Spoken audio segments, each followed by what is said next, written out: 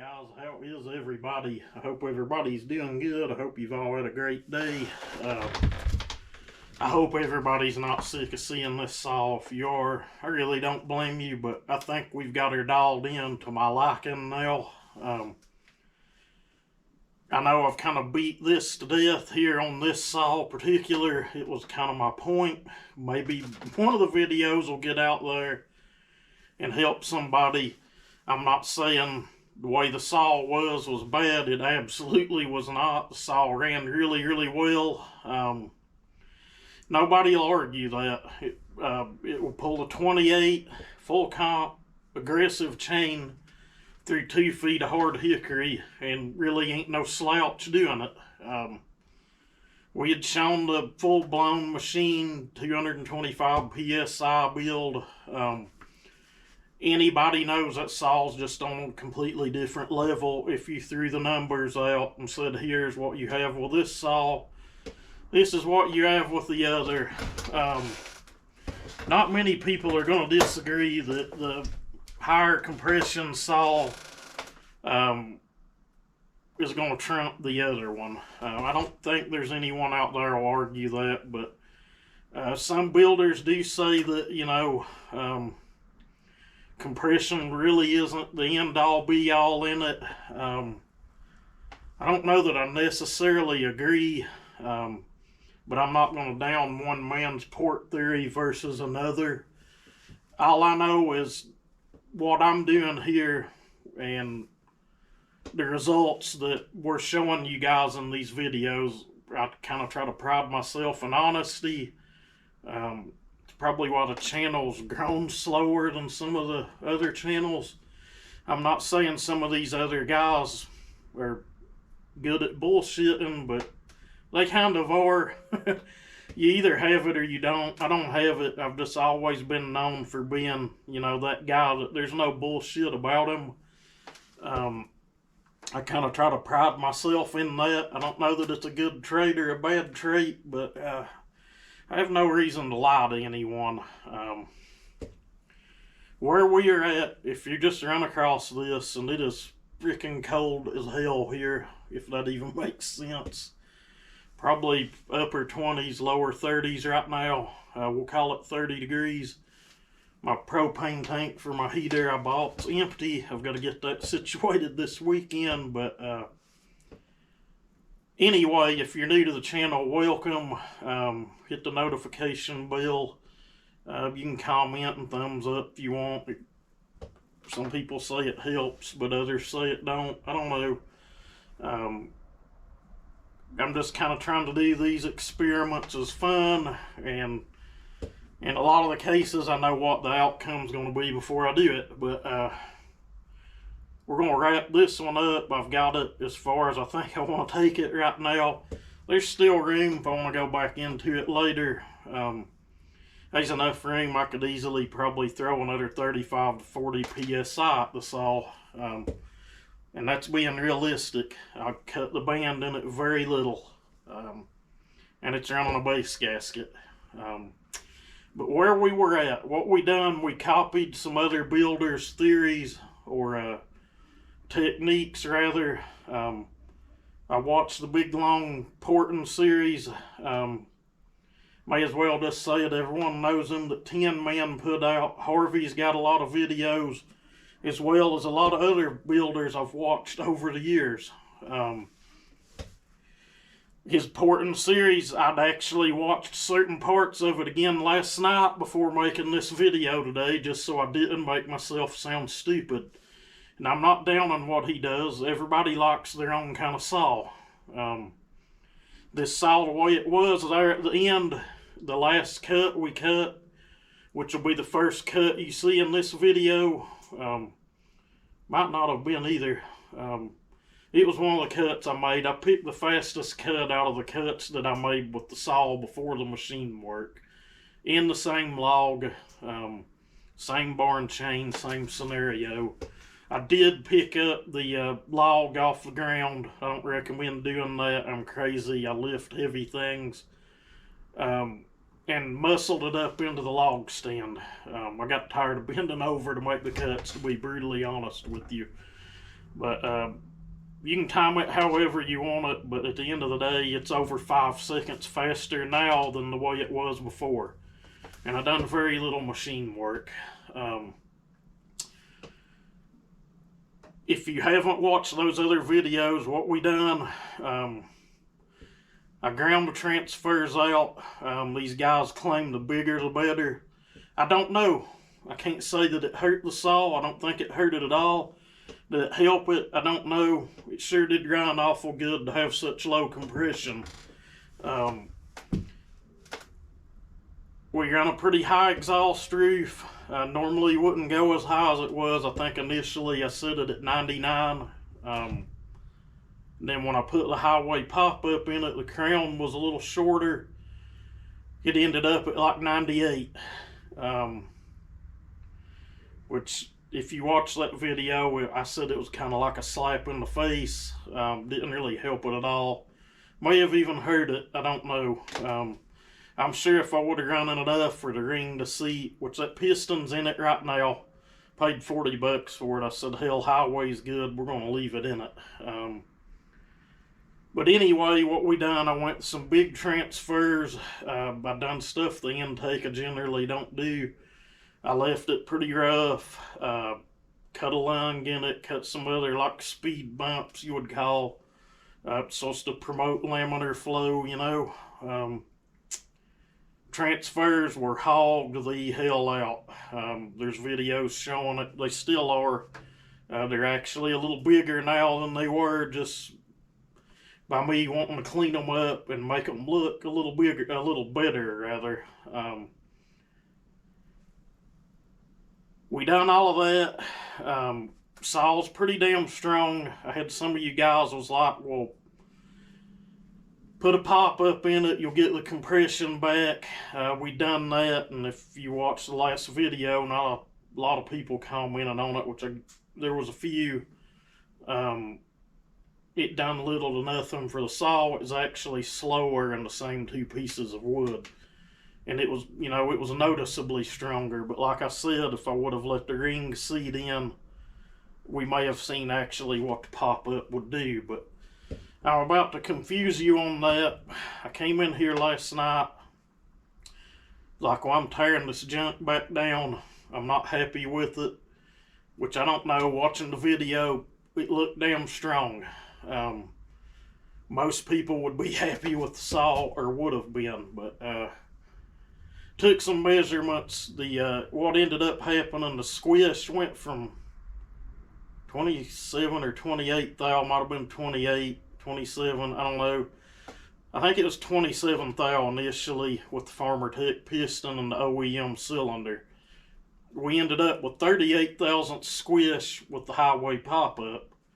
And the pop-up on that measured it like, it wasn't even 20 thousandths, like 19 and some change.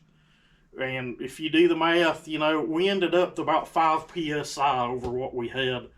And a piston that was a little heavier. If you'll remember, we lightened the first piston because that's, you know, some of the guys I've watched, they'll lighten the piston. I don't really do much of that just because I'm afraid of the piston freaking exploding, but that's just me.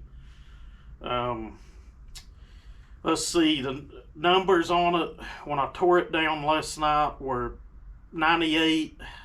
I'm wanting to say 127 or 128. We had around 30 degrees of blowdown. We knew that initially, and that was another thing. Even in Tin Man's video, he recommends not touching the, and I hate to quote someone else, but that's one of the main people I was trying to build the saw after. He done an Echo, but the two saws were similar in size. Transfers were a little different on them, but, you know, kind of a similar build, I guess, but maybe not. But exhaust at 99, he recommended, and others do too. There's other builders. I'm not just picking on him. I'm not picking on anyone. Saw ran good. Everybody watched it. One of the last videos I out got a lot of good feedback, so the saw ran good. If you can't tell, I'm freezing. But anyway, they say not to touch the uppers in that exact video. He's like, well, the engineers, know more than most of us know, and it's easy to mess the saw up. I might agree with that. If you got in there with an aggressive cutter, yeah, you could probably go too far. You could butcher something up. But if you gave me one port out of the 3 and handed me the saw and said this one port's the only one you can grind on, I'm going to grind on the uppers. Some people are going to be more people disagree with that than agree. But it just is what it is. That's just my opinion on it. In my experience, the choked up, longer blowdown transfer does not pull harder. It does not make more power than one that's opened back up and letting enough fuel and air charge into the combustion chamber. It doesn't make any sense to me why you would increase intake duration, exhaust duration, and in some cases actually choke up your transfer duration. I understand you guys preach the whole water hose effect deal, but a smaller orifice, yes, it'll create more pressure, but it's moving less volume. And then you've decreased your volumetric efficiency in the engine. Maybe that'll make sense to somebody, maybe it won't. To where we're at right now, I've done very little machine work. It probably wasn't 10 thousandths I cut out of the band. It was mainly enough to clean it up and make it look good. It flattened it a touch. The other 365, it had over 50 thousandths cut out of the band. The base, I don't even remember what I cut off of it. It was probably 30 thou. I don't know. It was enough to where I could run the base gasket and get similar squish to what we had with the original Farmer Tech piston. And I wanted to move the port time on a couple of degrees. So what we ended up with was 26 thousandths squish, 100 on the exhaust, 121 on the uppers. I had to grind the shit out of them to get them there. And 80 on the intake. I was actually going for 119 on the uppers, but it was cold in here last night as well, and I made my marks and measured with no base gasket on it, and I've done all of my machine work tailored toward running a base gasket. So whatever, it was like 1.5 degrees, 2 degrees difference. It ain't gonna make or break the build. Well, maybe depending on where you're grinding, but I honestly feel that raising the uppers is what made the saw so much faster in the cut. Right now, where we're at, I'm pretty happy with it. Saw's super snappy. It had good throttle response before. It revved good. It just felt like it was missing something. I'm not telling people not to build this way, but the main advice I would give you is I'm not going to say hogging the transfers out that far hurt it. I don't think it did. Did it help it? I don't know. It did run awful good with such low compression. Honestly, when I checked it in here the other night, it was just barely touching 135 after running a tank or so through it, maybe more than a tank, I don't know. And then with the pop up, it was like just barely touching 140. Right now, once it's said and done, it should be a 175 build. Like I said, there's room to grow on it. The band could be cut a lot more.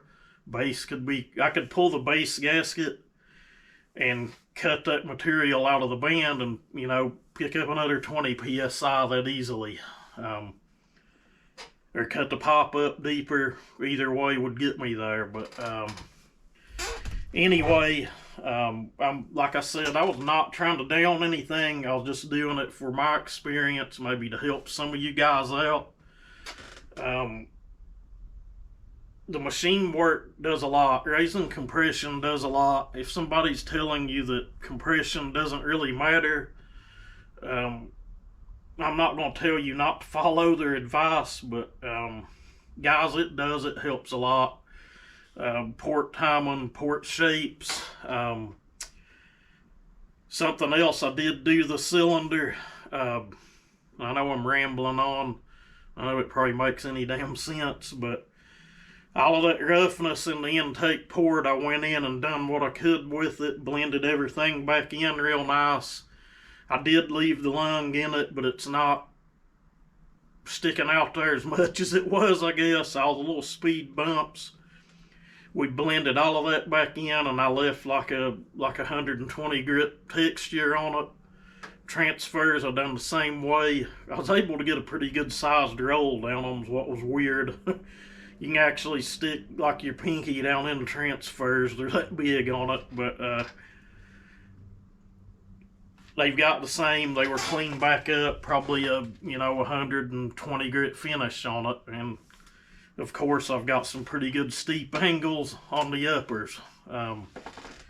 But to each their own. I don't really like mentioning other channels' names, but his porting series, if you type in how to port a chainsaw, it's just all over the place. All of Harvey's videos are there.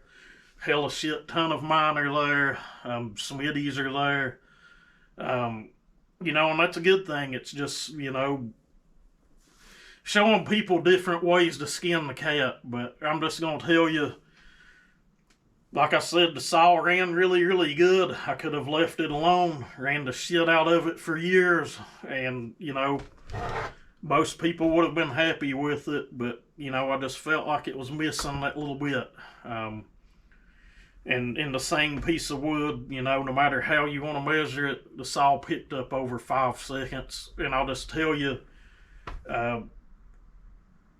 it's a lot damn colder today when I made the cut. Everything here's froze. When I made the cuts yesterday, it was cold, but nothing here was froze. So you can take that for what it's worth as well. But I have run my mouth enough. The only other thing I may do to it, but then again, I don't know, it ain't hurting a damn thing. It's just ugly as an old beat up muffler. It is a triple port, I guess. Got 2 big fish gills cut in the sides. I've maybe thought about putting a pipe in one of the new Farmer Tech mufflers I've got and put on it, but I don't know. I kind of like the way it sounds. That old ugly muffler on that pretty saw, it just kind of looks like shit. So that may be the only other thing I do to it, but it won't be anytime soon. But anyway, maybe someone got something out of this. I hope I got my point across that compression matters, raising your uppers matters. In some cases, some saws may like more blow down, but I've not really found the case where they do. But again, to each their own. The next series we do is more than likely going to be the Echo. And I'm going to do a before and after in that same piece of hickory in the stand.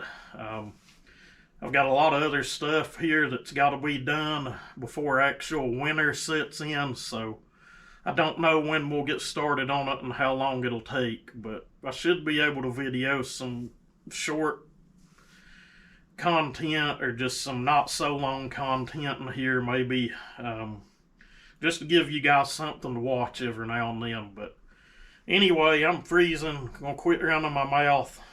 We've made our point, I think. I can throw my sticker on it in confidence now.